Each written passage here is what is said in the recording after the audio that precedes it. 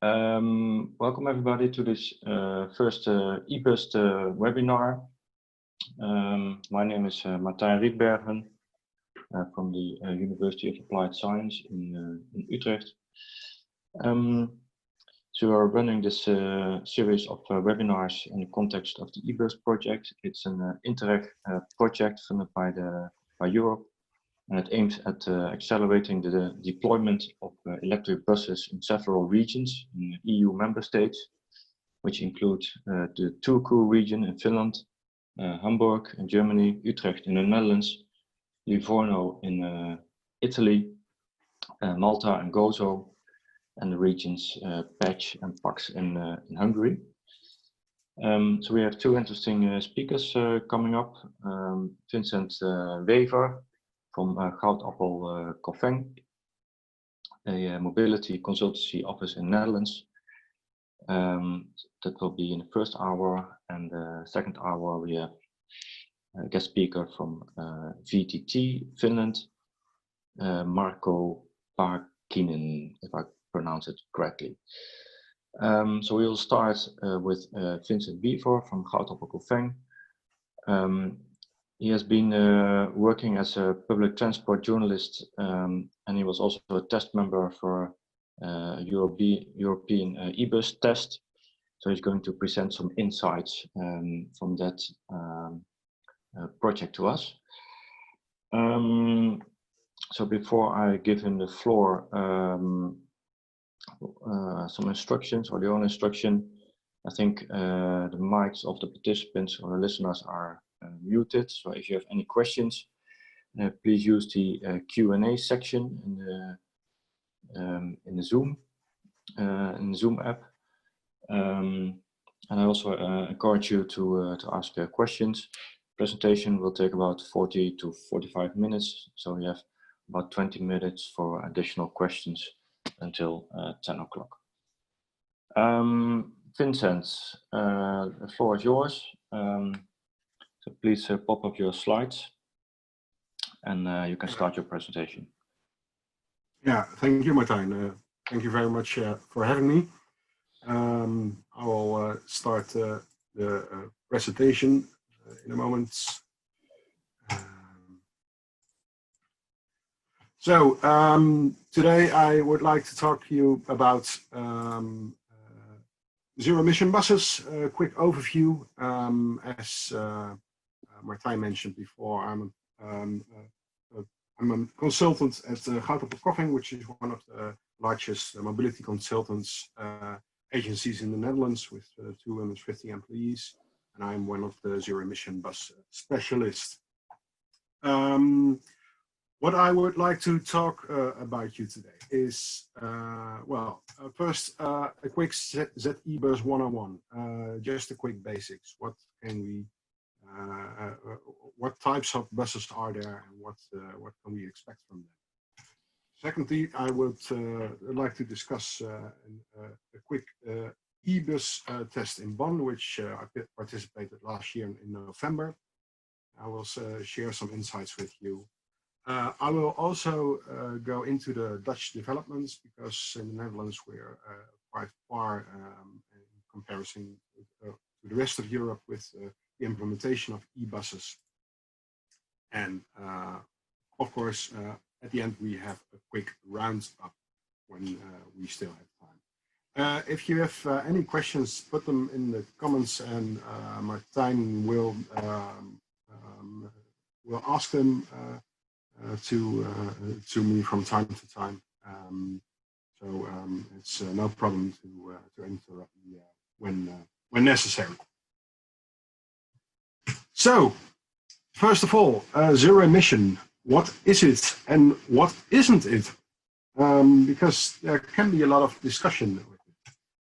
Zero emission is not the same thing as clean, because when we look at the Clean Vehicle Directive, clean means also, for example, biofuels, synthetic fuels, natural gas, CNG, LPG, LNG. It can all be clean according to the Clean Vehicle Directive, which is the obligatory set of rules within the European Union according to clean vehicles. Zero emission, according to the Clean Vehicle Directive definition, is all buses with less than 1 gram per kilometer.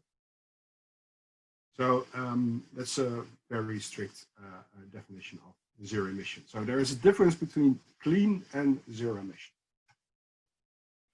In practice, that means full electric buses. What electric buses are, I will comment in a bit. We see sometimes a difference between full electric buses with diesel heating, so and with full electric heating. It's also a difference. So even full electric buses can have some emission. We have different techniques if we look at e-buses. Of course, we have the, I would almost say, good old trolley buses. Trolley buses are of course part of the e-bus landscape since decades. But we see a lot of trolley networks which were in the past decades were torn down. Now we see a revival of the trolley buses because it's still a clean and efficient way to transport people, and we see different techniques to run trolley buses, for example, without catenary wires. Then, of course, we have the battery electric vehicles, which are fitted with battery. These can be large or smaller, and which are mounted mostly on the roof and on the back of the bus. And of course, we have hydrogen buses, known as FCEV, fuel cell electric vehicles, which are which would have a slightly larger range and have hydrogen on board, and which powers a fuel cell, which turns it to electricity, which turns the electric motor. So that's also an electric bus. For battery electric vehicles, we have different charging strategies.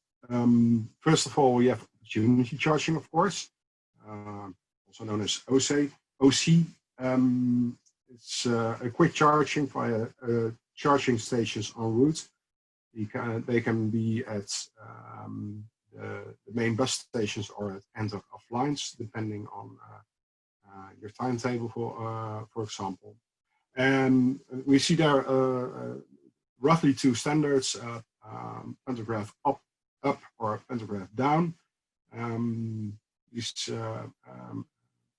opportunity charging are preferenced, for example, for the big European marques like Linker, MAN, Mercedes, Cileo, VDL, and Volvo, for example.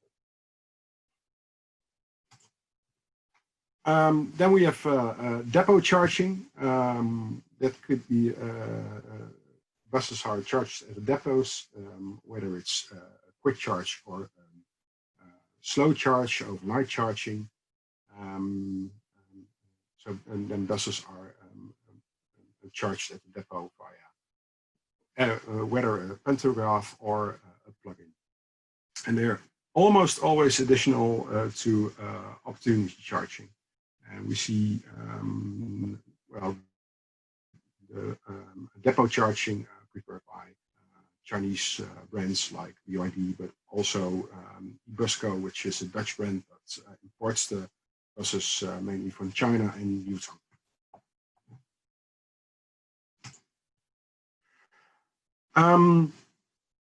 Of course, we also have in-motion charging, which charges the buses while driving. And the buses are charged via catenary wire, and so you don't have any time losses.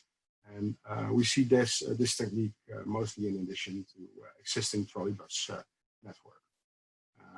For example, in Austria, Switzerland, and also in the Netherlands, which are tests in the city of Arnhem. It can be very efficient because you already have your existing trolley network, and you can use it to have a couple of kilometers up to 30 or 40 kilometers with battery driving. A quick roundup with worldwide developments. Right now, there are about 500,000 electric buses in total, so that's quite a lot. And the expectation, according to Bloomberg, is that 67% of all buses will be electric in 2040. That is about 2/3. Hydrogen would play a small role, mainly in the long bus routes, coach routes, for example. And the expectation is that 6.5% of the bus lines would be run on hydrogen in 2040. And of course, in the Netherlands, we're quite proud. We're the first in Europe and the second place in the world. We're very proud of that, of course. If we see here, this is the number of buses on the 1st of January 2020. Participating countries are highlighted. So the Netherlands is first with, at the 1st of January, 773 buses, Italy with 675. Germany with 278, Hungary with 258, Finland with 58, and Malta still have no e-buses, but according what I understood, that the first e-buses are coming now. This is the, as I said, the number of e-buses on the 1st of January 2020. I will explain to you later that we're in the Netherlands, we're a lot further right now, again, in roughly half a year.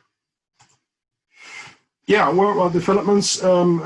We're very proud that we're the first in Europe and the second in the world, but this is a graph of e-buses worldwide, and you see that graph is almost totally red, 98 till 99% of all e-buses, so all the 500,000 e-buses, is driving in China, with Europe coming second, and it's almost invisible.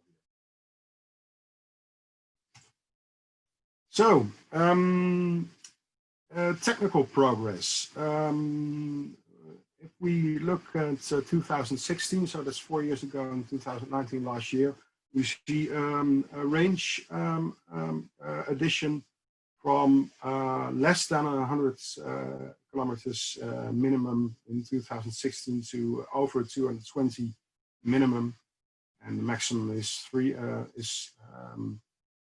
from 300 to almost 500 kilometers, or kilowatt hours, I have to say, and with kilometers, it's 350 kilometers maximum right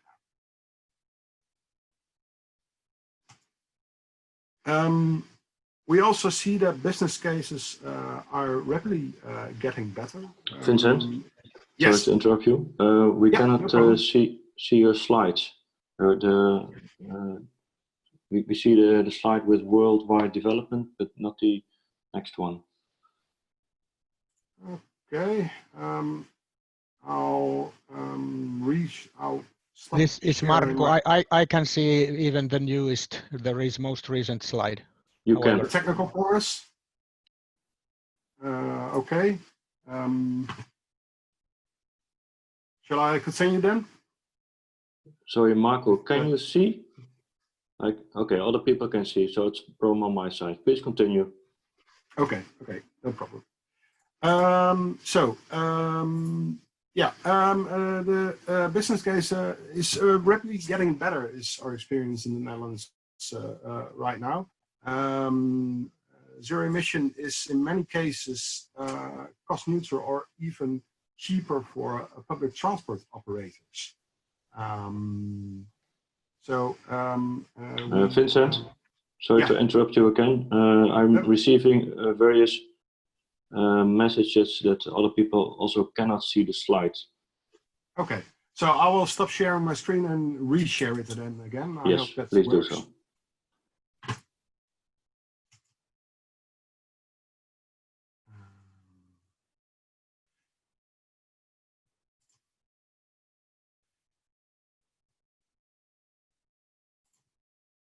So, do you see the right slide now?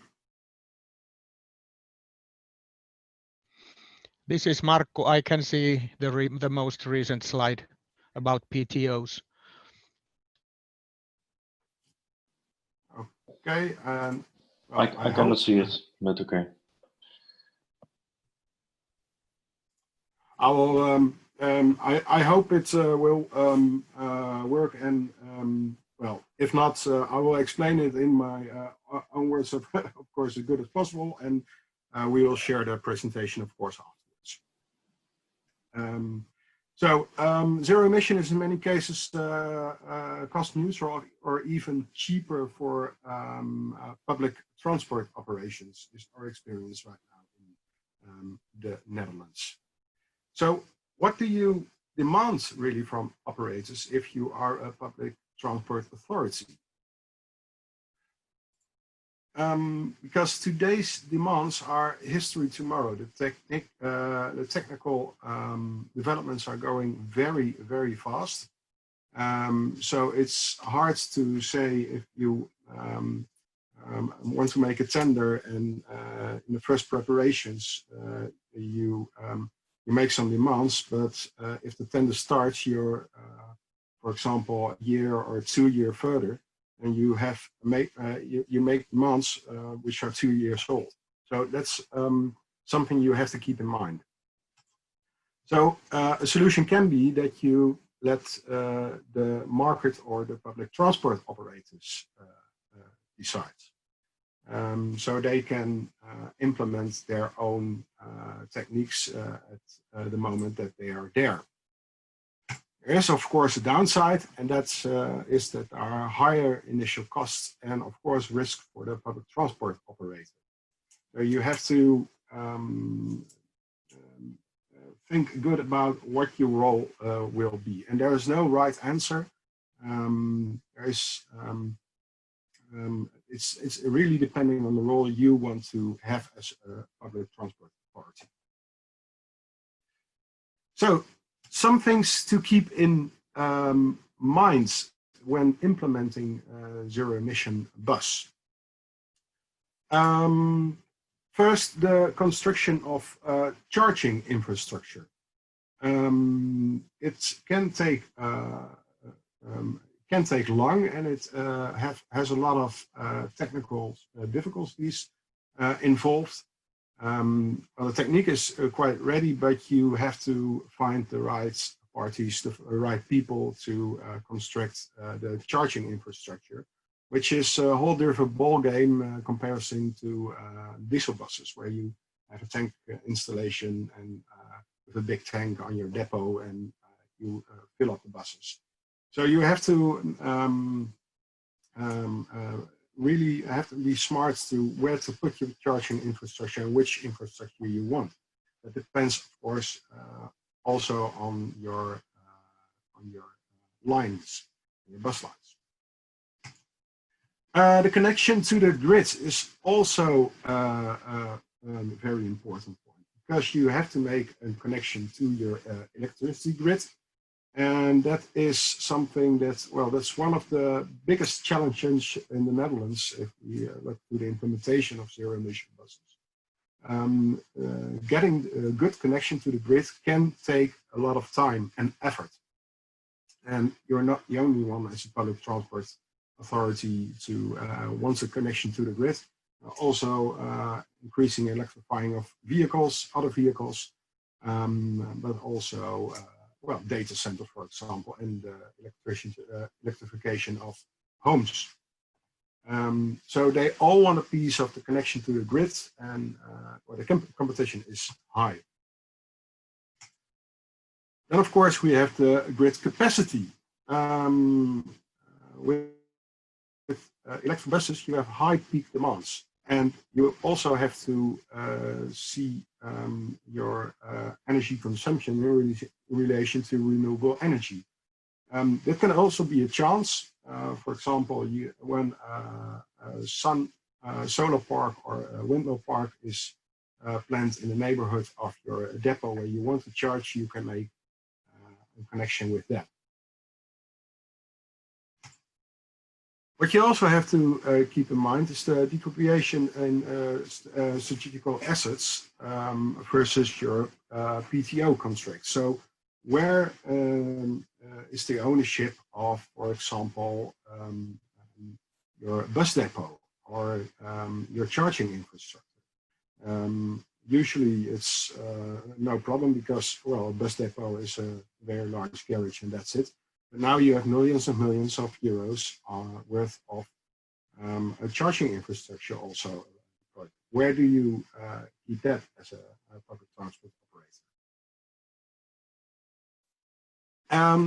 And of course, what is your goal? Is it just good public transport or also sustainability? Because most of the time your initial out-of-pocket cost can still be higher. It has to be financed. So do you want to have as lot of public transport as possible as quickly as possible, or do you also have more sustainability goals? You have to think about that. And of course, getting the right stakeholders involved is key.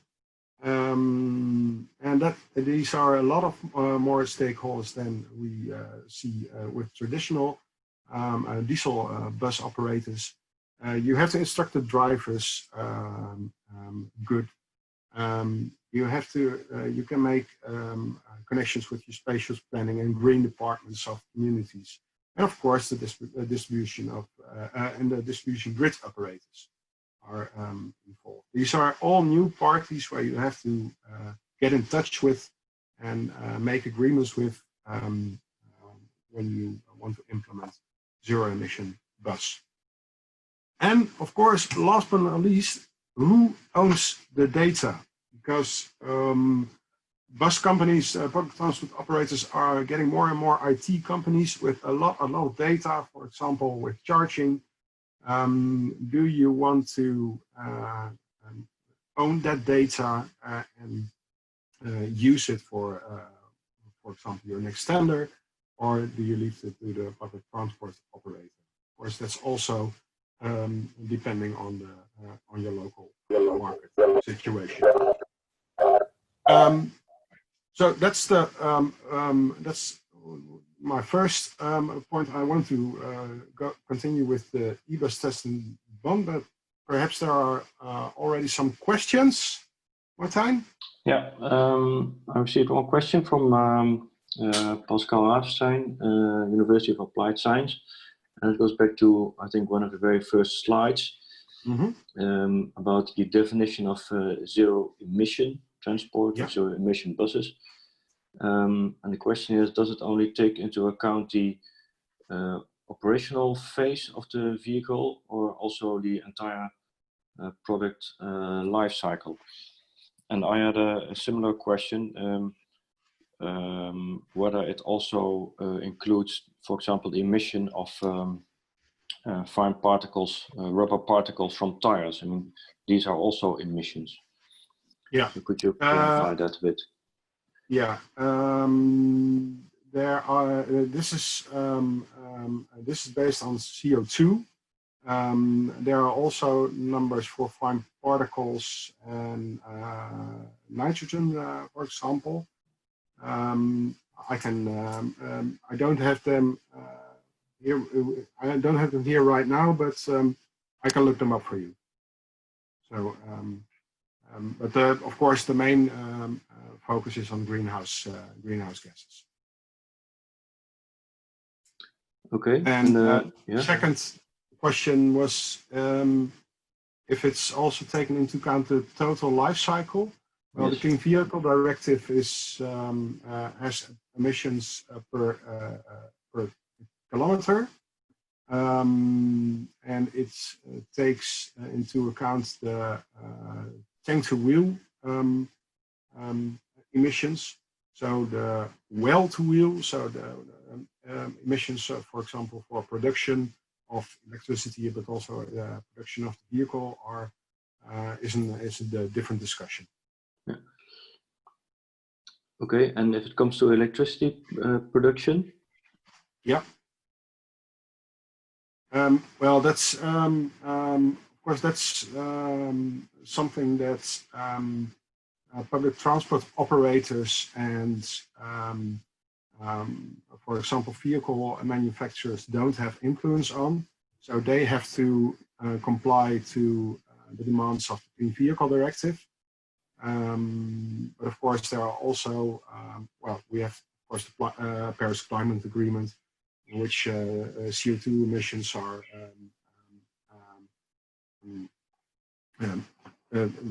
they have a place, and we see, of course, there are very strict goals there. So when it comes to power and sustainable power, it's well, it's another discussion. But we see in the Netherlands, for example, I'll come there. I'll talk about that a little bit later. We have an agreement that all power for electric buses has to be sustainable, for example, via solar or wind. But that's a local agreement, national agreement, I have to say. Okay, and then there's, so before we continue, one more question from Peter Tanya. Yeah. He's asking, why do you state that initial costs and risks would be higher if the PTO selects the buses and infra to buy?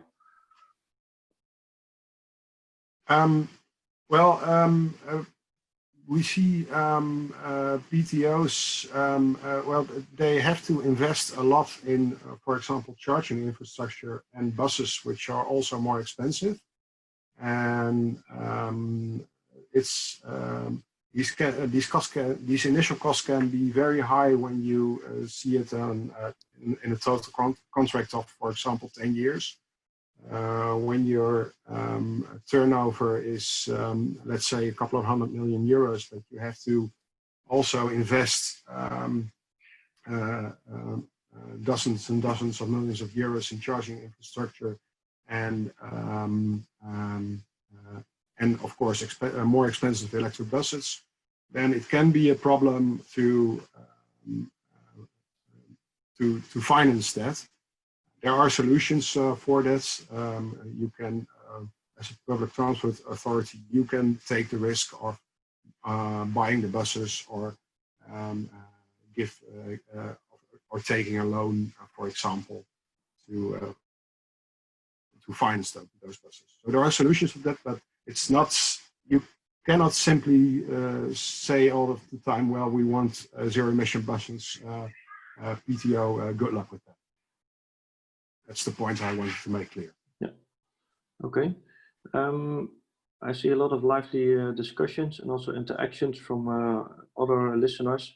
So keep on doing that, and also encourage you to ask further questions. And please use the Q&A section instead of the chat function. That makes it a bit more easy. Okay, so I suggest we go to the second part of your presentation on the eBussed tests. Yeah, I will, and then I'll make a short break again for any additional questions.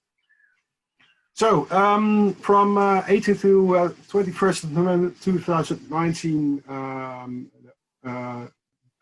German trade magazine Omnibus Spiegel held his second, or I have to say, third actually, eBussed test in the city of Bonn.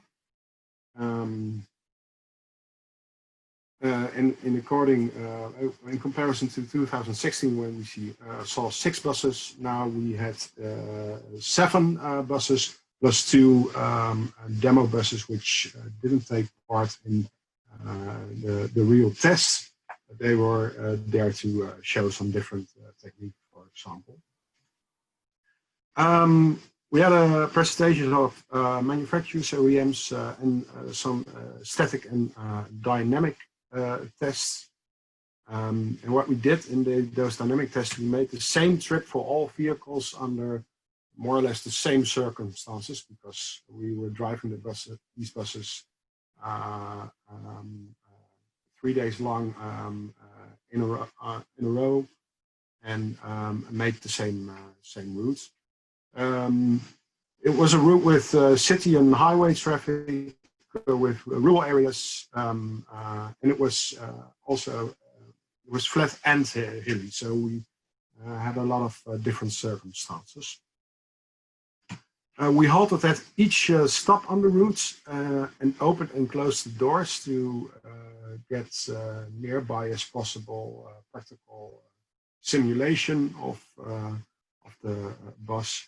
And the goal was to make a comparative test under as same as possible circumstances for all the buses. Participating manufacturers were eBussed, Heulier, MAN, Mercedes, Sileo, Solaris, and VDL.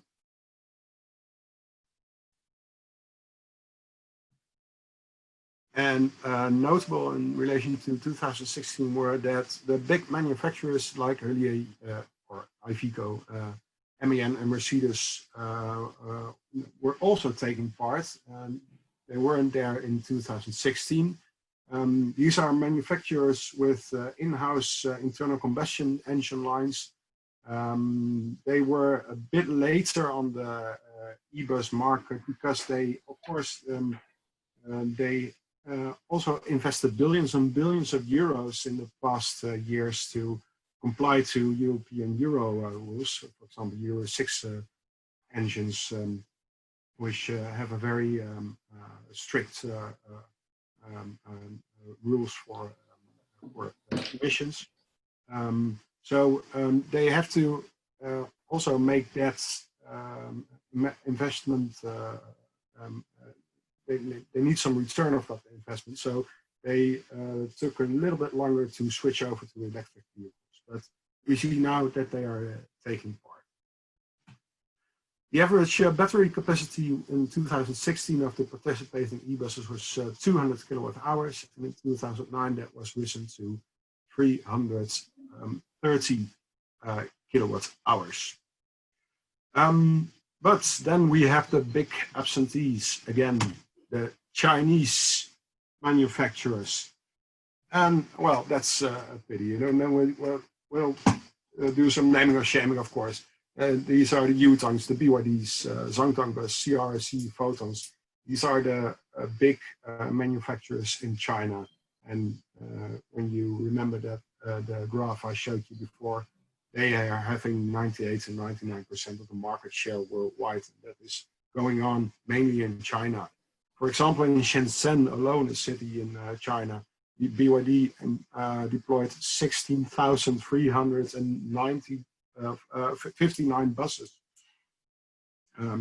which is, well, in the Netherlands, we have a total of 5,000 buses in public transport. So it's on an enormous scale. We see those OEMs active in Europe more and more. In the background, you see the eBuses for Madrid, which are supplied by BYD.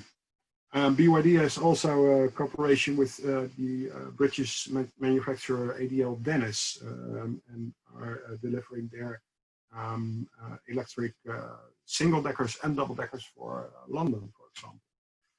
The European headquarters of BYD is located in the Netherlands near Rotterdam. And they have built a new factory in Hungary where they also will producing e-buses for example, European market. And the demand is increasing. For example, BYD will be delivering 259 new e-buses in one big bang in the IJsselvecht region in the eastern part of the Netherlands. It will be the largest single order in Europe so far.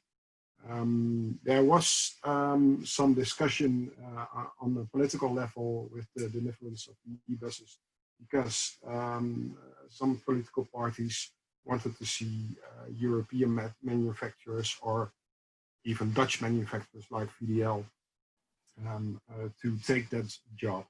But Keoli, which is the public transport operator, said that BYD was the only party that could deliver those buses in time. And yeah, well, on the other hand, we hardly see any European e-buses in China, so that's something to keep in mind. The Chinese brands are coming to Europe, but it doesn't go the other way around. Is it some market protection of China, or are they producing more efficient or cheap? Are there more subsidies coming from the Chinese government to produce electric buses cheaply? As well, only to say it's a bit of a black box.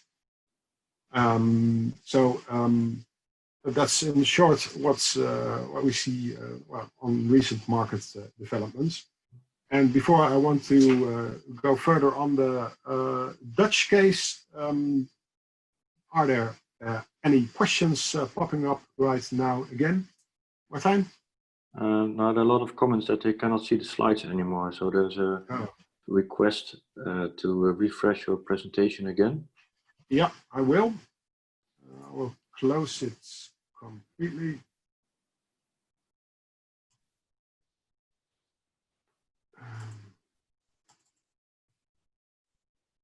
There are no questions about this part.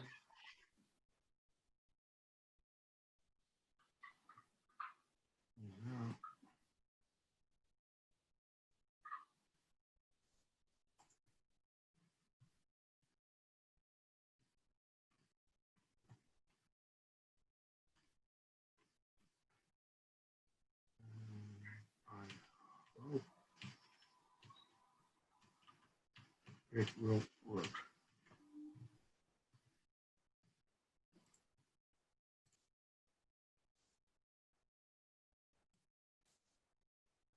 Do you see the actual screen right now? Yeah, I cannot see any slides since 20 minutes, but please continue. Yeah. There's a suggestion coming up that you should watch the slides or the presentation in the browser instead of the app.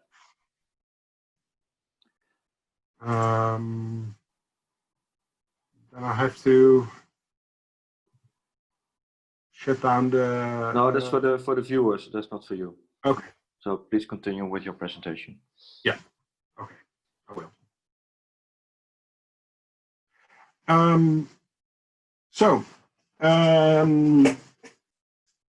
Creating a cleaner world, the Dutch case. I call this part. Well, to make a start, the Dutch fleet is relatively clean.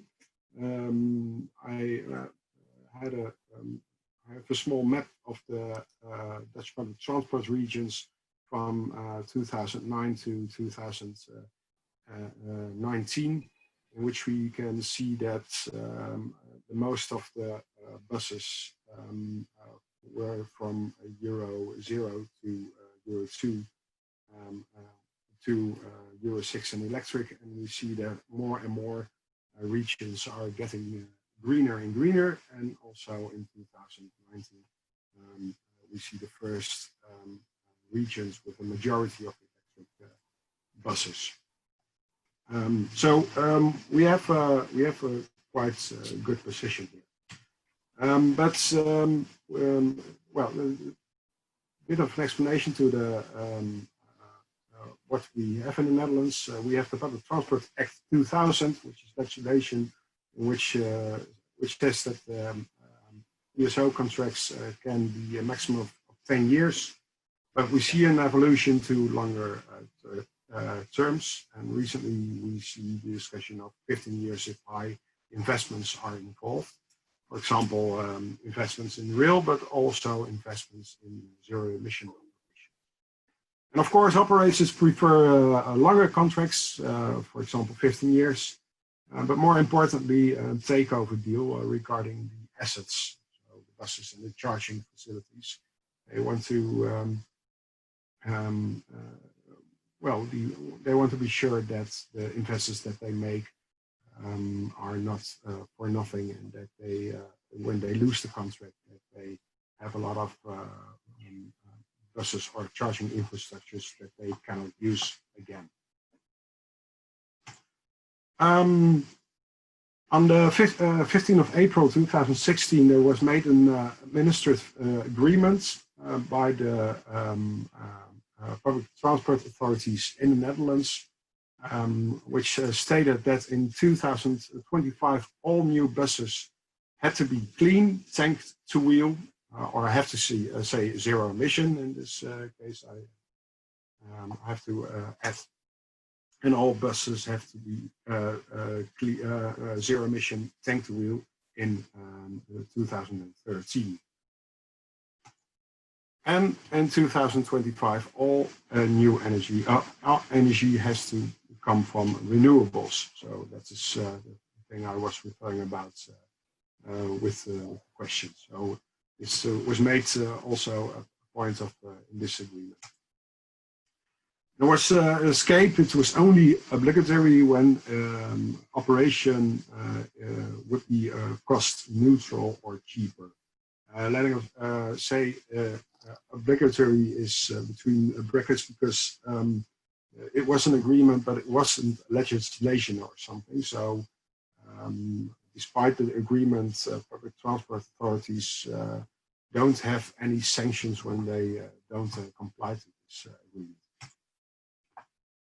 We see all a whole new dynamics. Some Dutch news bulletins. Well, there was a lot of attention, of course, and this agreement, and also a new dynamic in the electrification of the Dutch bus fleet. We were and are in the Netherlands electrifying at a record pace. I have a little graph here. So we have almost 50,000 buses in Dutch public transport, and 2015 we had just 49 buses, and well, by the end of the year we'll have more than 1,200. Today, well, I said, well, in January 2020 we had a total of 771 buses. Now we have 881 electric buses in total. And well, we see a lot of media attention in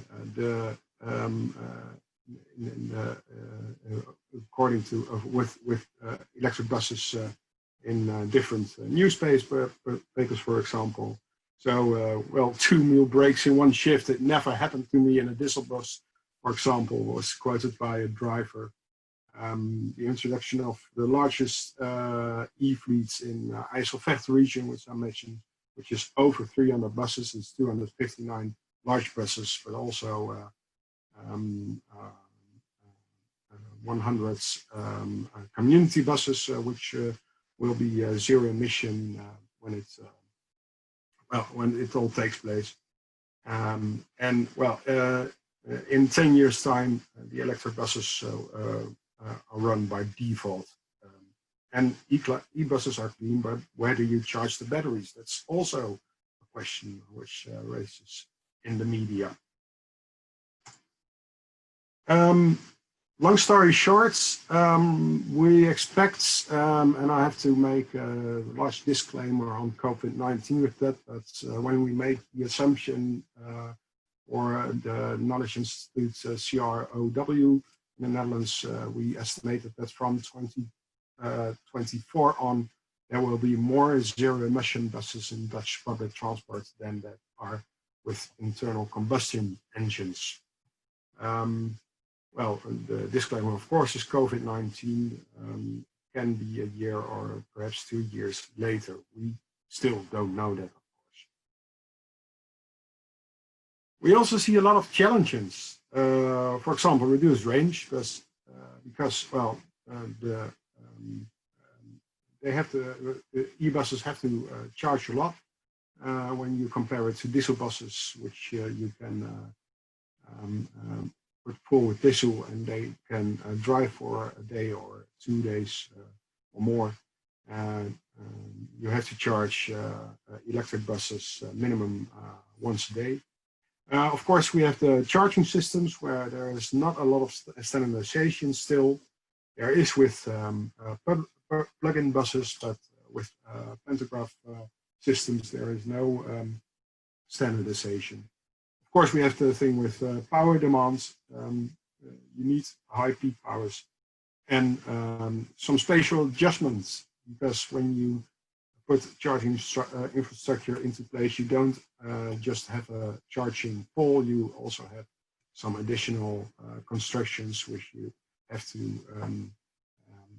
put, for example, in your cities. And of course, buses have to stand still for a couple of minutes to recharge. That also costs time and space. So where do we see a lot of knowledge demand? That's in relation to transport, for example. So planning vehicle and charging infrastructure, as well as strategically as operational. We see knowledge demand in environments. For example, spatial planning with surroundings and your energy grid. And as I mentioned, the stakeholder management, who is responsible for which part and why and when. And most important, of course, the total cost of ownership or usership. The charging station at stations is worth looking at, especially when the station is a terminal station or using high power charging. That also raises new questions. Some recommendations we were making. Cleaner buses is possible, but at which cost regarding with your level of service. We see this discussion diminishing because, as I mentioned before, electric buses are rapidly getting cheaper and more efficient. Financial support by the authorities, so management and maintenance of charging infrastructure and fleet, and subsidies are well worthy to take into account when you want to implement electric buses. And of course, accelerate developments. So if you can make a cooperation with your local industry on or your local manufacturers on e-buses or charging infrastructure, or for example, universities, then there can be win-win situations. Well, the last thing I want to mention is really quickly, because we are almost running out of time, we developed a serious game, Tickets to E-Ride, where in a game surrounding, you can challenge each other to see the discussion of zero-emission bus on different perspectives on the same topic. There are 4 key players: the transport authority, the transport company, the municipality, and the energy infrastructure operator, with each their different tasks, and which are the game is held in 3 rounds of 5 or 10 minutes each. We see a lot of fun things taking place. So the municipality in the serious game who is yelling, "Well, the energy supplier scammed me," or the transport operators say, "Well, yeah, the authority has to make decisions. I'm just pointing out I need more subsidy." So it's a very fun way to see these perspectives in a game setting. So to conclude, I think we are ready for the future. When it comes to e-buses, the technology is there, but we still have a lot of topics to think and rethink about. Well, thank you so much for your attention right now. I'm happy to take some questions. Are there any questions? Yeah, there are some questions. I know the real Ticket to Ride game, so it's the board game is very nice. So Yeah. I assume this one is also interesting. There's a question from Robert Daams about what is happening with the old diesel buses when they are put out of operation. Yeah. Are they being scrapped or are they being sold to other countries? And that are the main two options. So they are either scrapped, but most of the time they are exported to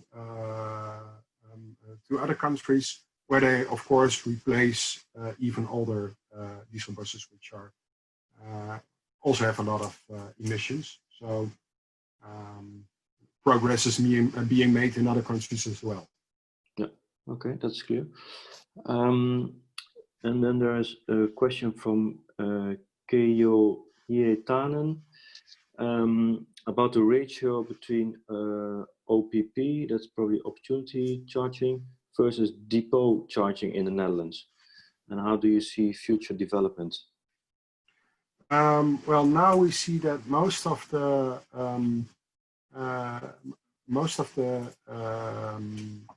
charging is OC, so opportunity charging. We see that about 66% of the e-buses in the Netherlands is now with opportunity charging. We see a rising share of depot charging because batteries are getting more capacity for the same space or the same weight. So it's more and more possible to rely on depot charging alone, which of course reduces cost because opportunity charging infrastructure is expensive. Okay. I also had a question to come back to the second part of your presentation about the eBussed tests. Are there any more detailed insights in the results of these tests? So how buses, how the performance compares, etc. Is that? Yeah, I have a sheet with technical data. I left that out of this presentation last minute because I didn't think it was too interesting to show right now, but I will put it back in with the presentation, which will be shared. Okay, that will be shared later. Okay, yeah. Let me see. Are there more questions? No, there are no more questions in the Q&A. We have a couple of minutes left. I wrote down one more question about. In the first part of your presentation, I think you mentioned that a high grid capacity is needed in case of high peak demand. Are you aware of any forecasts on that in case the number of electric buses is peaking? What kind of investments are needed in the grid? Do you know any studies on that? Now, that depends a lot on the local situation. So even in the Netherlands, in a small country like the Netherlands, the grids varies really from very strong in cities around, well, for example, the area around Amsterdam, till very weak in rural parts, in the northern parts of the Netherlands sometimes. So you can't make any assumptions on that. What you see is that, well, you have to, of course, you have to make a connection to the grid and quite a thick cable, but also the grid itself has to have the needs that capacity. Of course, you can also, a solution is when your grid is very weak that, for example, for quick charging infrastructure, you can work with batteries. We see opportunity charging strategies mounted with batteries so that you can charge your battery slow, and then the battery can give that high peak power when it's needed. No exact numbers on what you need, that really depends on the number of buses, the type of charging, when you charge, how you cope with smart charging, for example. So there are a lot of options you have to take into consideration. Okay, thank you. Okay, it's almost 10 o'clock. Vincent, I would like to thank you again for your presentation.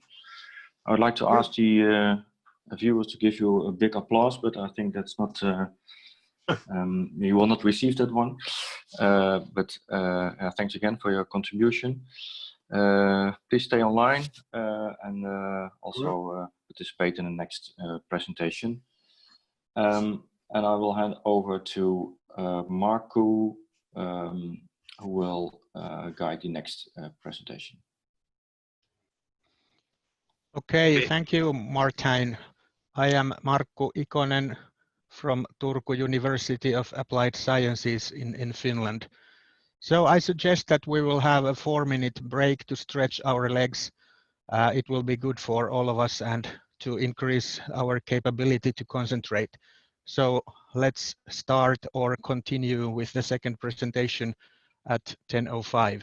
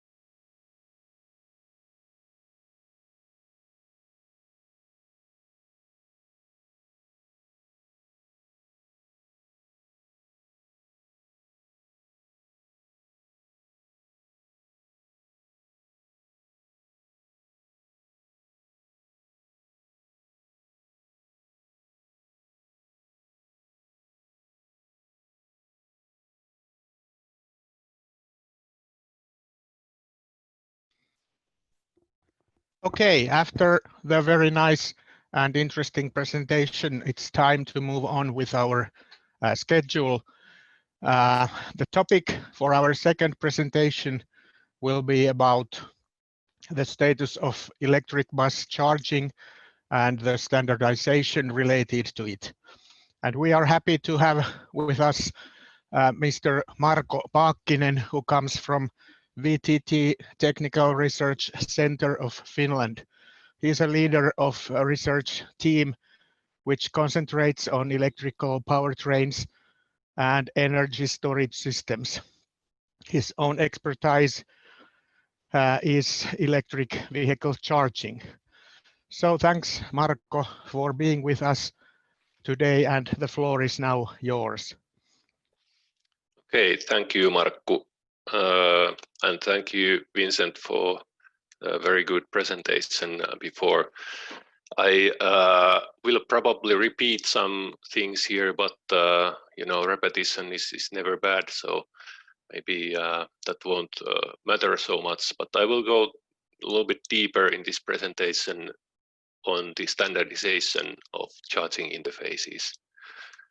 And Marko actually presented me quite nicely already. For those of you who are not familiar with VTT, we are a research center in Finland. We employ over 2,000 people, and we have a research area called Transport and Mobility, of which also our team is a part of.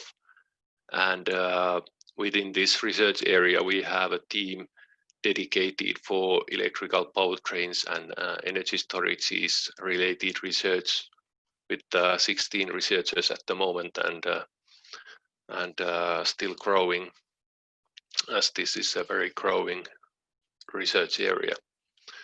The substance areas of which we have good excellence is the electrical machines, or the drivetrain of the vehicles. We can go from simulation to prototyping and testing. We have very good facilities for this. Then the application of batteries, EV charging, and simulation tools. For the simulation, we also have a very large tool set ranging from component level simulation to the vehicle and to the system level simulation, and especially very well suited for electric buses is our simulation toolbox called VTT Smart E-Fleet that can be used for simulating, for example, multiple bus lines running at the same time, and analyzing that how the operation is going to work with different scenarios, and we can do sensitivity analysis on this. So this is helping in the deployment. And my own expertise area is EV charging. So I've been working with EV charging related topics. Quick background. This is was noted also by Vincent. So the electric bus market is growing very rapidly, but also the multitude of different charging options in the market is large. You can see some options below there. These are not the only ones that are available, but this is still not a mature market in this sense that there would be a single solution available for charging.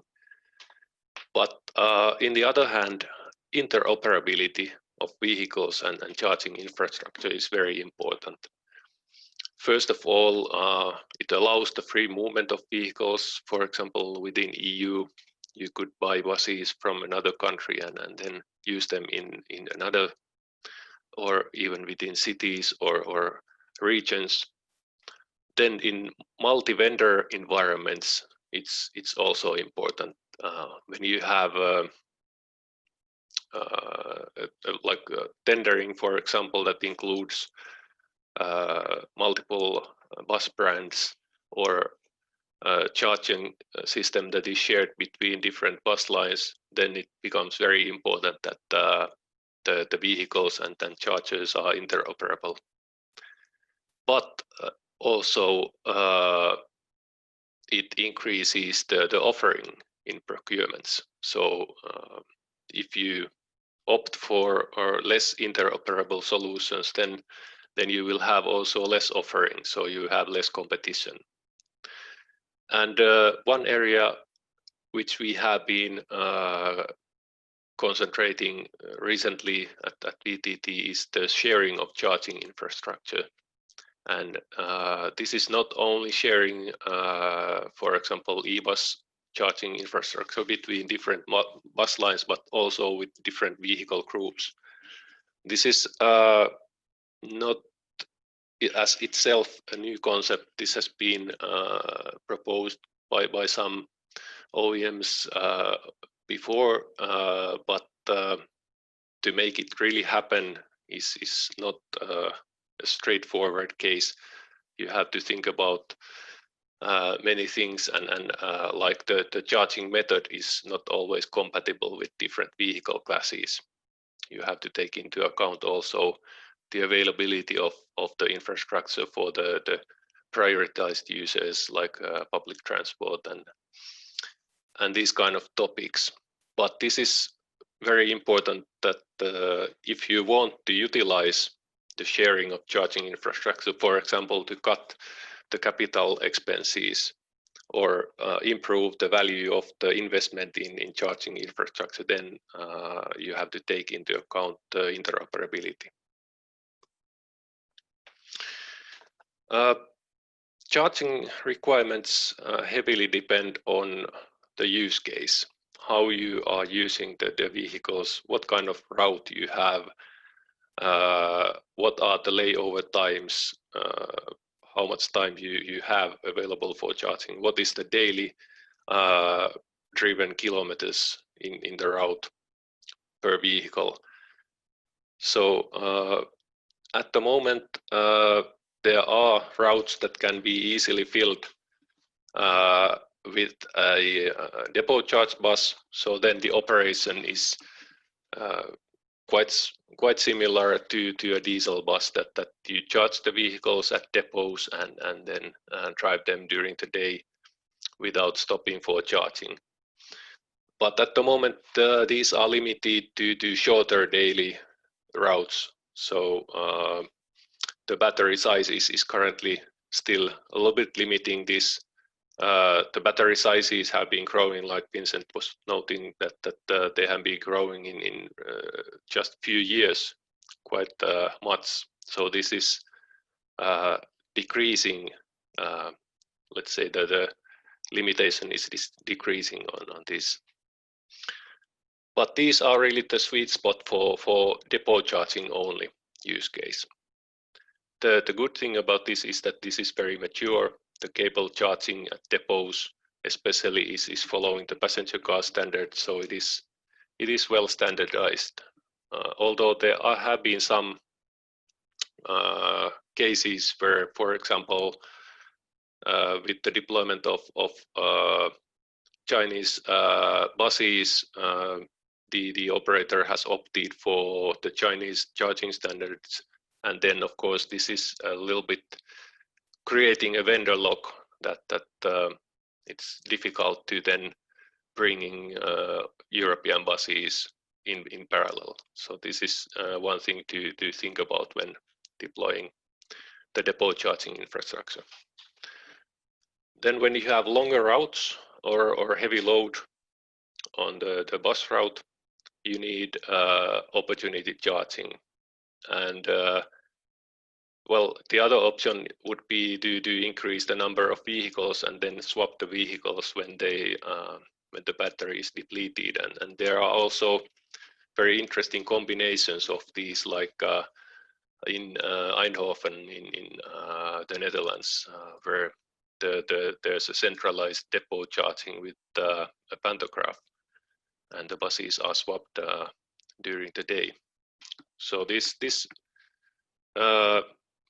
you can have multiple approaches for the charging implementation, but let's say that you will need with these cases daily fill refill anyway, and you can do it in different ways. And finally, if you have a BRT, bus rapid transit line, where you typically have very frequent operation, short layover times or no layover times, then this is calling for frequent high power charging, because the energy need is so large that this cannot be filled with slower charging. And if there is very short layover time or very minimal layover time, then you need to be able to charge either in motion or very quickly at bus stops. And this is a good case for flash charging. If we look at a little closer at these different methods, like I said, there are usually no pure cases of these vary case by case, but let's say that if we generally categorize these charging methods into these three classes, then we can look at the specifics. And with depot charging, you can see there these two cases. One picture is from Tampere, Finland, where the buses have both opportunity charging and depot charging, because the buses that they are using in Tampere require battery balancing at the depot. So they have 50 kilowatt chargers at the depot, and then they have 300 kilowatt charger for opportunity charging during the day. And the other picture is from Eindhoven, where there are, you can see multiple buses being charged with a little bit lower charging power with the pantograph at the depot during the day. But yes, if you have pure depot charging, so that would be only using overnight charging once a day, then that would be very simplified bus operation. The charging infrastructure cost is a little bit smaller, but of course you need more because you need that for all the buses. Batteries generally need balancing anyway.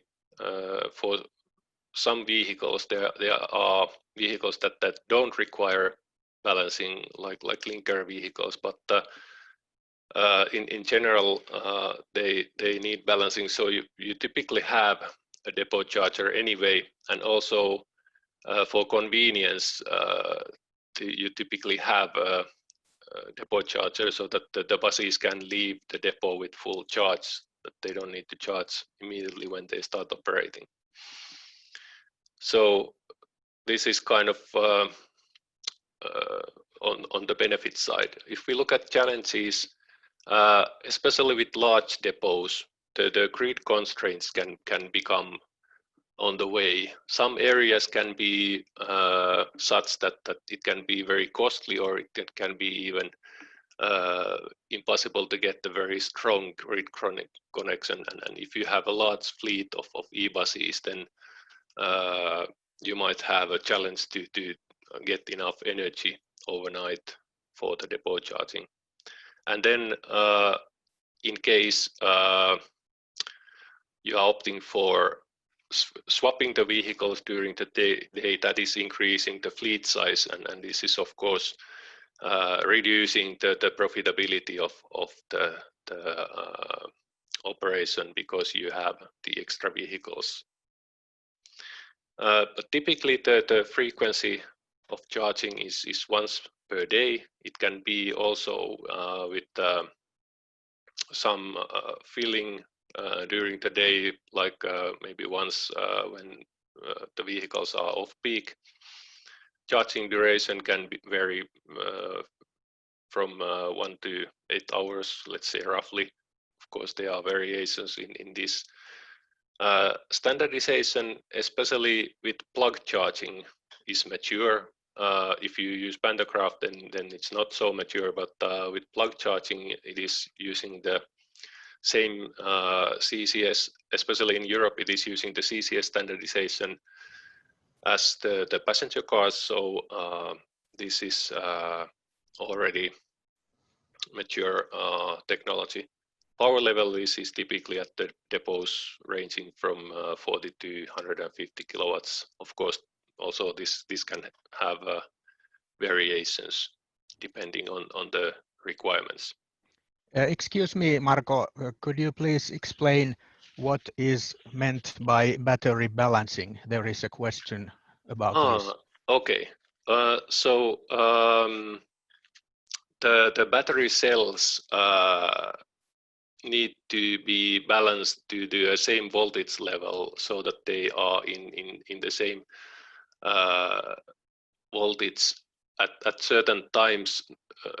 Otherwise, if you don't do the balancing, the internal resistance variations between the battery cells will create a situation where the cell voltages start to drift from each other, and then this can cause a situation that when you have one or few weaker battery cells, the cell voltages in those are dropping faster, and this is shutting down, let's say, the battery, because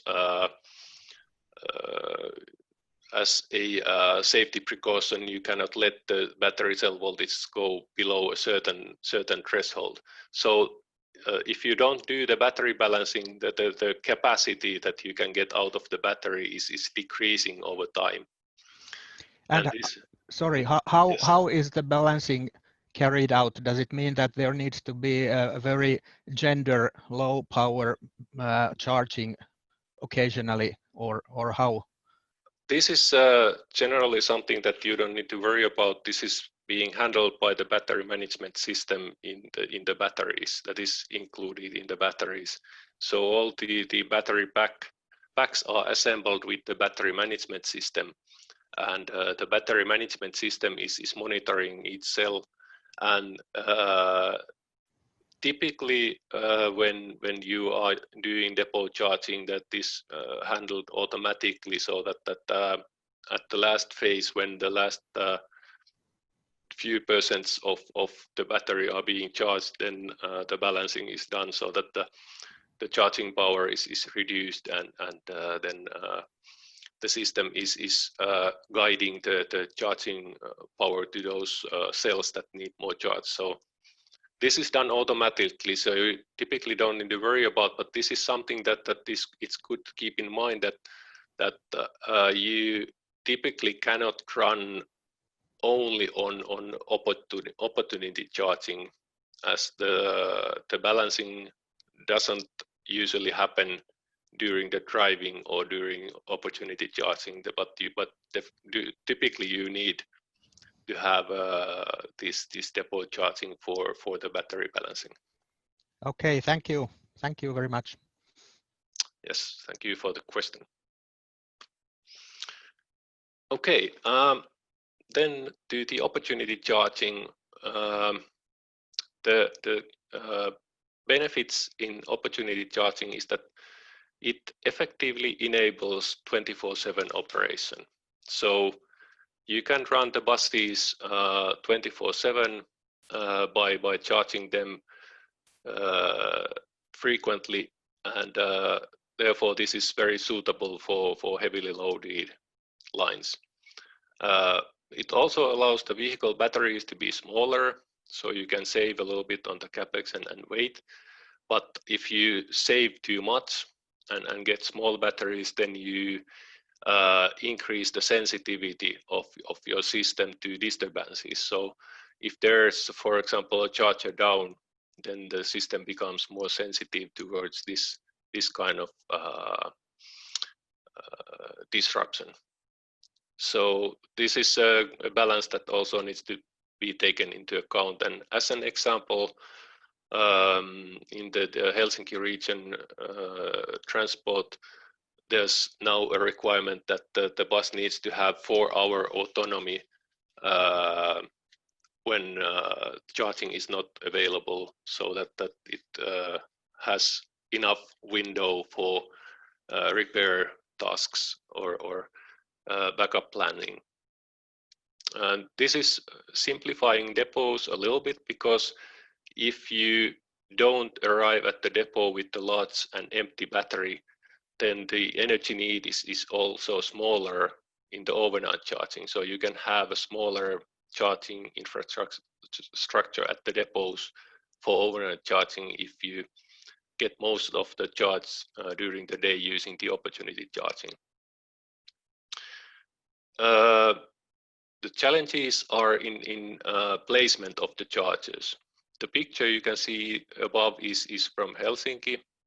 This is the railway station square there, which is a protected environment. So especially like these kind of architecturally important places, it is sometimes difficult to deploy the infrastructure. And like in this case, the charging system was built underground, and this was raising the infrastructure cost and time for construction quite significantly.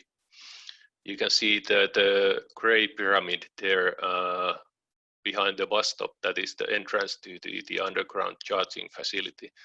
So this is something that can be sometimes an obstacle with opportunity charging. Then another challenge is that if you charge during the day, then you need time for charging. Typically, you would use the layover time so that when the bus comes to an end stop, you can charge it when it is waiting for the next departure. This is sometimes enough for this. In some routes, you could maybe use off-peak hours for longer periods, so that you wouldn't charge on the rush hours, but you would charge on the off-peak hours when there are more vehicles available. So then you could maybe even drive them to depots, but you can have more charging time available. And one thing is that the whole system level reliability is critical with opportunity charging. So because the system is depending on the charging to be available, you need to have this the whole system level reliability in good condition. You can have it with like redundancy of chargers, or you can have other means for securing this, but this needs to be taken into account. And this can be also improved with different business models, like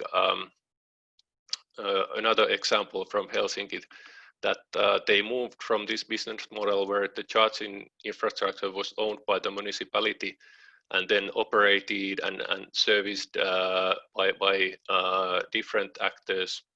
It was moved into a service model where the whole charging service is procured as a service, so that it includes the installation of the infrastructure and the investments, and then also the operation and maintenance. So this will reduce the number of actors in the equation. So these kind of setups can also increase the reliability in the system level.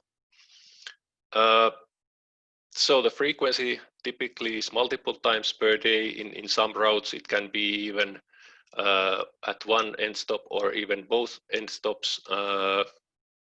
Like typically in the first pilot lines that have been deployed, you charge very frequently. Nowadays, this is evolving with larger batteries more into that it's happening less frequently. And also one trend that I have been noticing is that remote single end stop chargers are not so often anymore deployed, because the utilization ratio is then relatively low, and it's not very capex friendly to operate like this. So the chargers are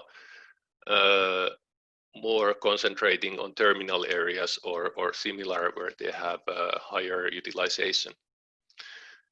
Charging duration typically can vary between 4 to 8 minutes, but like I said, it's depending on how you plan the operation. But typically this is about the same time as the layover time for the bus. The standardization on the opportunity charging is still ongoing. I will go deeper into this later. And the power level is typically from 150 to 600 kilowatts. So the first 600 kilowatt chargers have been relatively recently deployed in few locations. So this is the maximum power level at the moment. Very typical power level for opportunity charging ranges from 300 to 400 kilowatts. And one new acronym to learn from the standardization side is ACD, Automated Connection Device. So this is referring to these connection devices that you use to automatically connect the vehicle to charger. So for example, the pantograph in the picture on top of the vehicle, this is an ACD when using the terminology that is being used in the standardization at the moment. The third case that I mentioned earlier was the flash charging. So if you have heavy BRT lines that operate with maybe even 24/7, but very long time during the day, then and if you don't have layover time or you cannot arrange for extra charging time, then this can be a viable option. Then you charge at multiple times during a route, so it can be on multiple bus stops and at both end stops. Duration is typically less than a minute because the charging happens only when the bus is staying at the stop, so it's not staying any longer than just to leave the passengers and take in new passengers. There's no standardization for this at the moment, and the power levels are from 600 kilowatts. So this is very high power, but at the moment it's let's say limited to proprietary solutions. Challenges in this case is it's even more challenging to place the chargers because you have even more chargers than with the opportunity charging. The charging infrastructure is rather heavy in terms of power demand because they require a lot of power. So this is referring to what I'm referring with the word heavy here. And then the grid constraints can also be a problem with the high peak power demand with multiple buses charging at the same time in this route. So this really needs careful planning in this sense. And if we still look the opportunity charging, for which I'm concentrating for the remaining time of this presentation. For the e-buses, there have been in the past and still are a very large set of different methods for charging the buses. So there are different pantographs. So there can be pantographs that are mounted on infrastructure, like on the picture on the right in Turku. I think this was in the Turku harbor. There can be pantographs that are mounted on the vehicle roof, like in the left in Helsinki. There are pantographs that are mounted on the vehicle floor and connect to the ground. There are also automated systems that connect to the side of the buses. Then there are wireless charging systems. There the standardization is also lagging at the moment. Catenary charging from tram lines. This has been also deployed in some cities as pilots. In-motion charging, like in trolley buses, like Vincent was showing earlier, and then flash charging. So, and in addition to this, there have been also some solutions that have been piloted, but have already started to kind of fade away. So this is starting to little bit focus on certain solutions, but there are still a lot of solutions available. And if we look at the EU standardization timeline related to electric bus charging, this is roughly showing what has been happening. So in 2014, the Alternative Fuels Infrastructure Directive came out, and also in the same year the ZEUS project, which is a Horizon 2020 project on zero emission urban bus system, was started. And in the ZEUS project, there was an industry group for promoting the eBus standardization that was established by UITP within the project.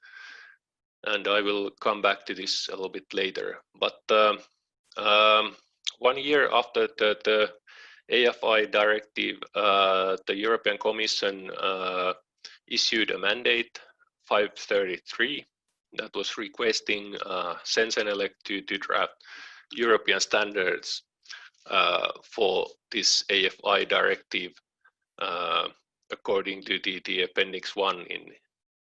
There was one of the tasks. There were multiple things, like also battery swapping was included and wireless charging, but referring conductive charging, one of the tasks was to draft a single European standard so that there would be a single solution for electric bus supply connectors. And this should be interoperable with the passenger cars and light duty vehicles.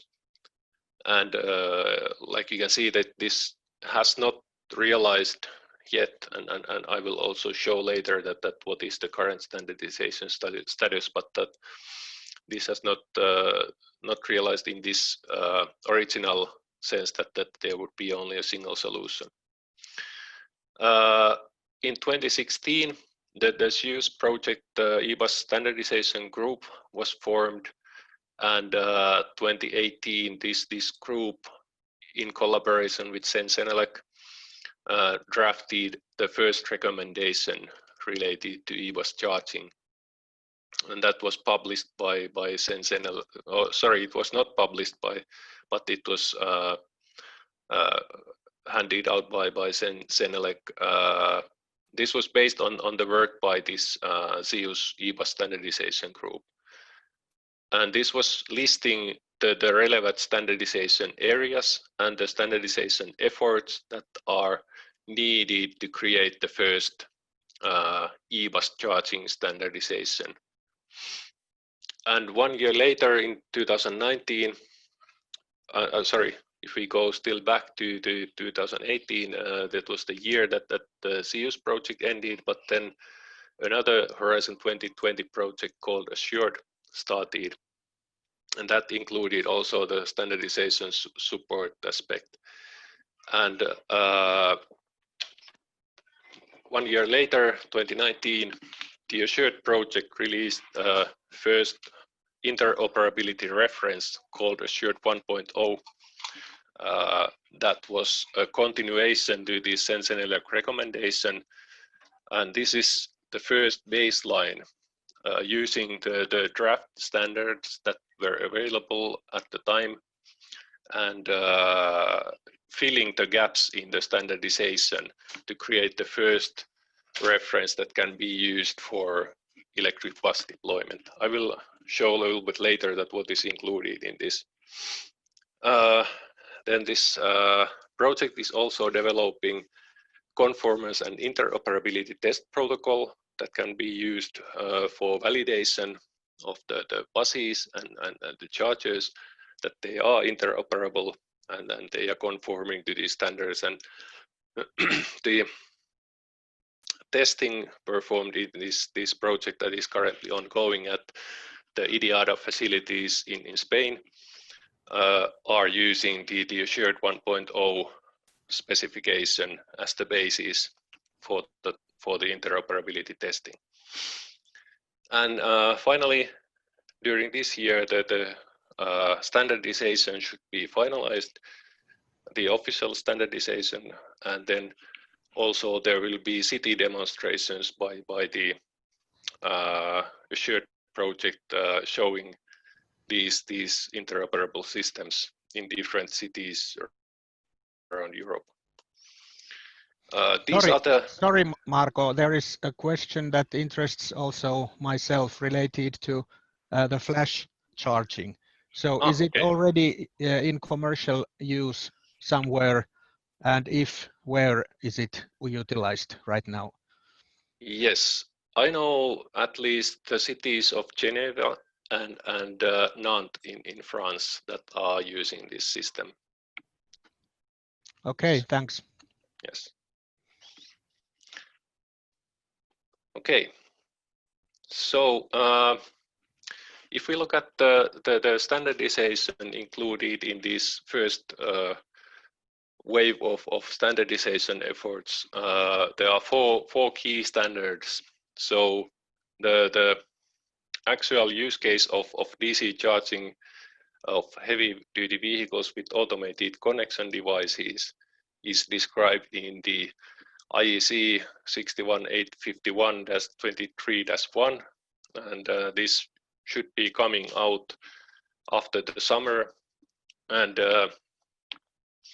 the contact interfaces for the automated connection devices, the actual connection hardware, this is included in the new standard BREN 56696. This was first started as an addendum to the plug standard IEC 62196, but then this was later formed as a new, completely new standard. And then the communication protocol between the vehicle and charger.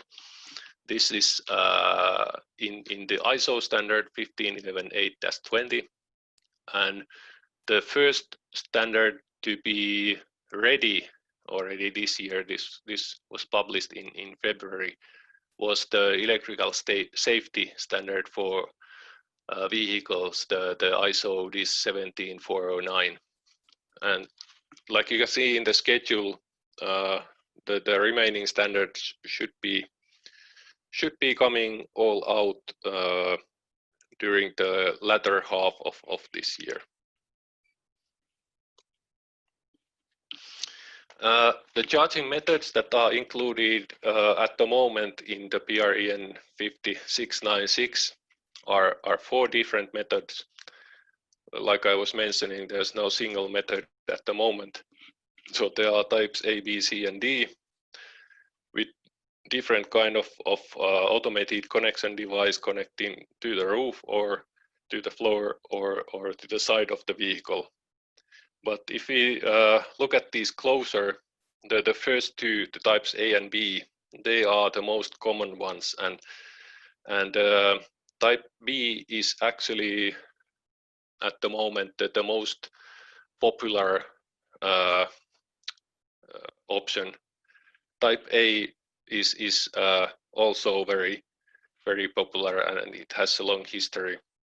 And these also have most OEMs, both bus OEMs and charger OEMs behind them supporting these types.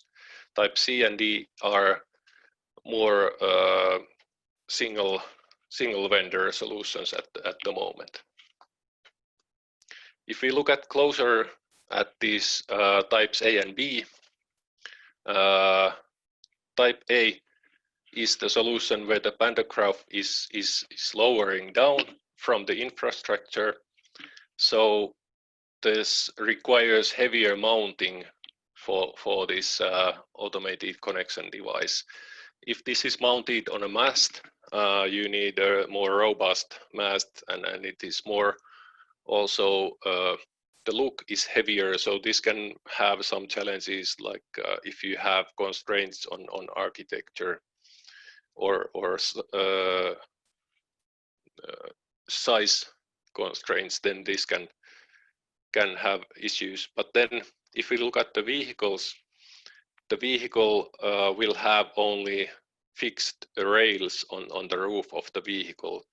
So the vehicle dimensions don't change, and the vehicles can be more compact.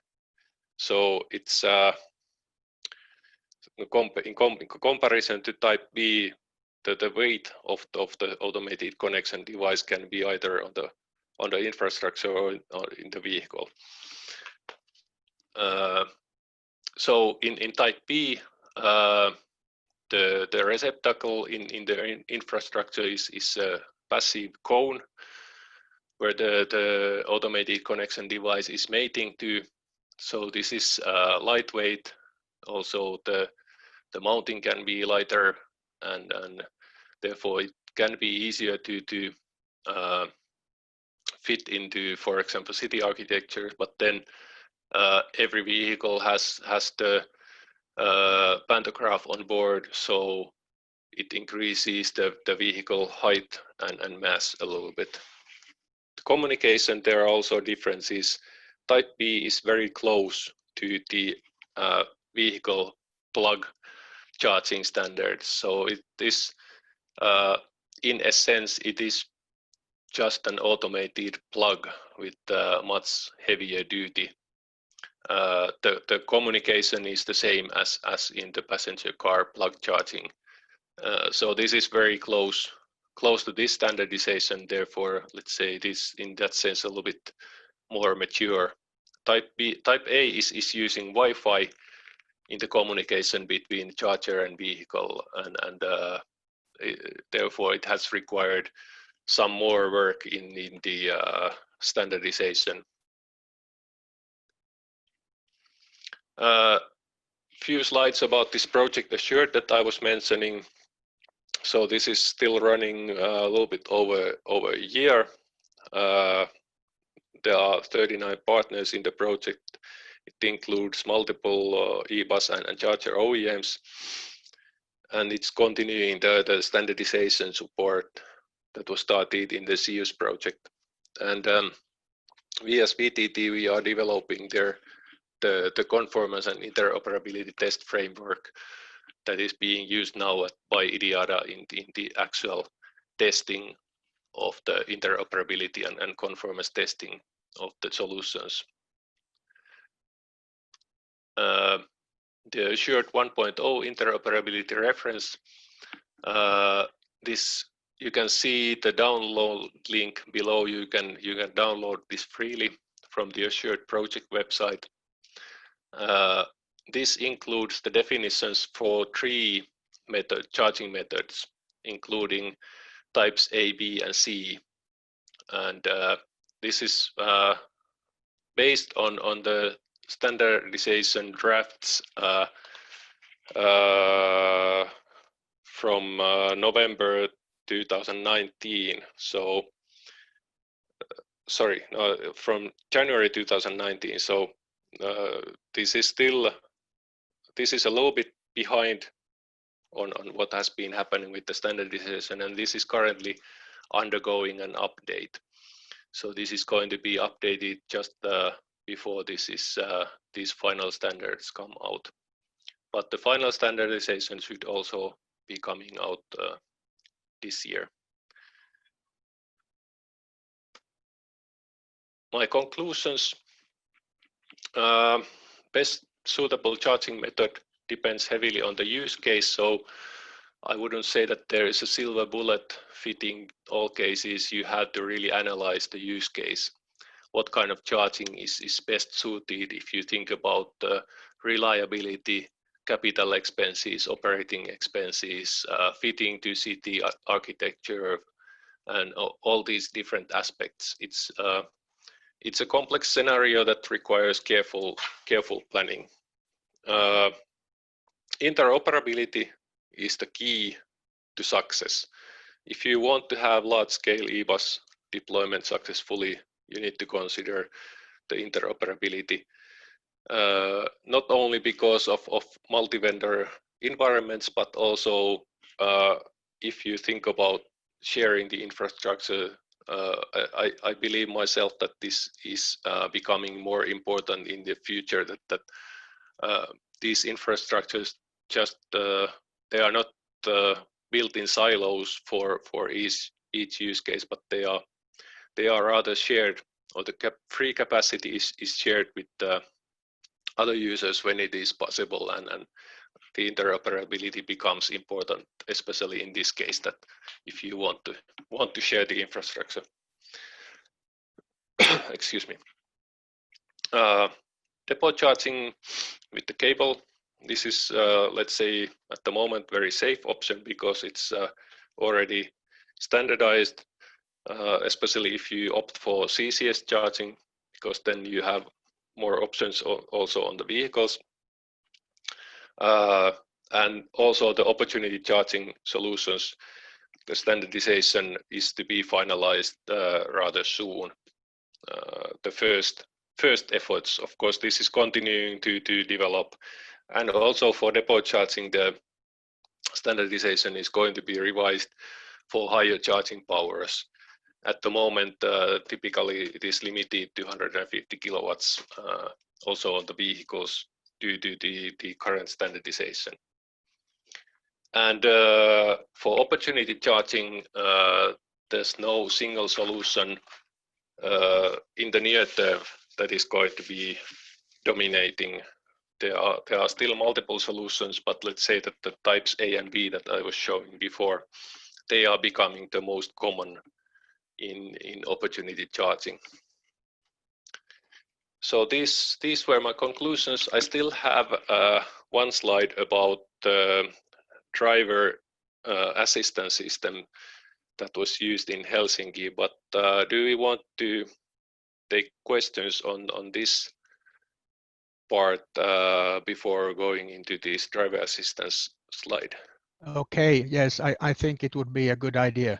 So there are questions related to two different subjects. The first one is vehicle to grid technology, to use the batteries in buses to even out the peak power variation in the electric grid.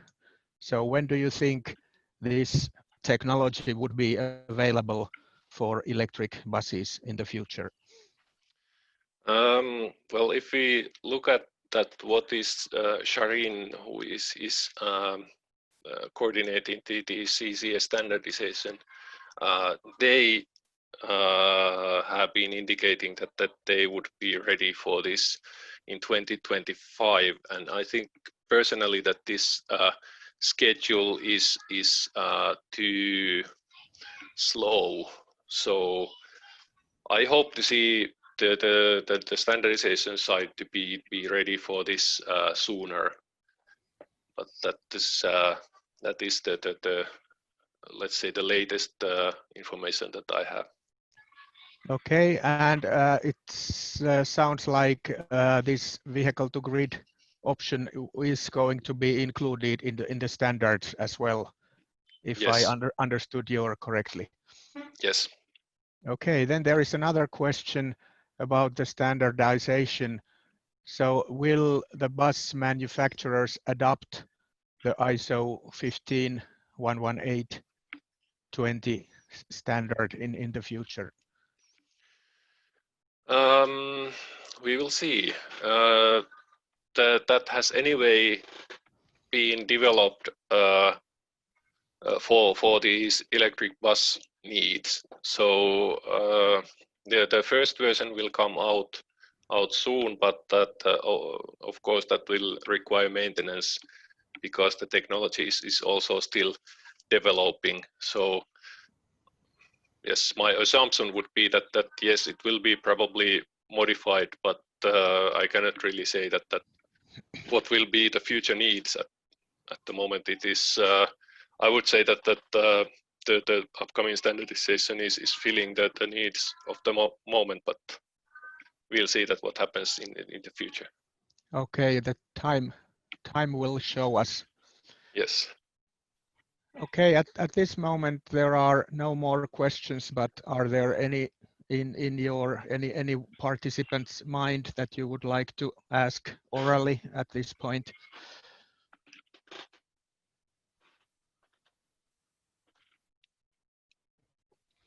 Okay, there is one more question in the questions and answers part. how about in China related to the standardization? They have their own systems, I suppose. Yes, China is using their GBT standardization, and recently GBT and Shademo just announced that they will have a common standard, new one coming up. So I think that will be interesting to follow up how this is going to what kind of standardization this will evolve into, but that focus will have the high power charging there. So I assume that this would be utilized also for the heavy duty vehicle segment. Okay. And then another question, do you see a future for induction charging? Yes, I do. I feel like that this is also coming. Of course, there have been pilots of this already deployed in Europe for a long time. But at the moment that the standardization is also there, the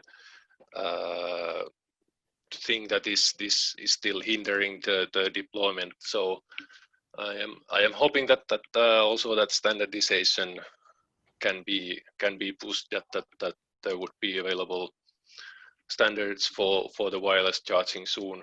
That is also still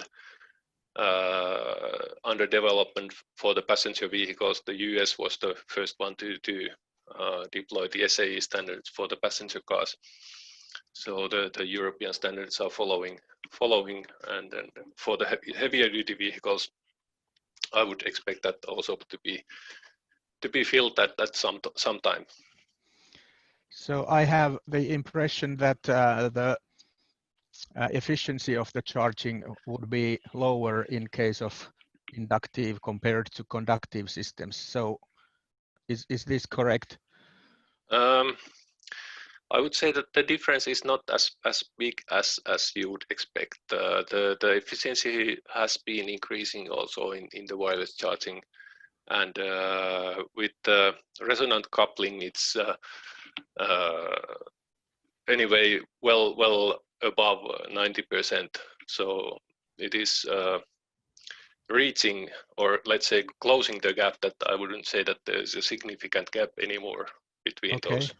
Okay. And I suppose Aleksi Heinonen would like to comment on this inductive charging. So Aleksi, please. No comments on my behalf. Okay. So are there any other questions or comments at this moment? If not, then I can maybe quickly go through in 2 minutes the last slide.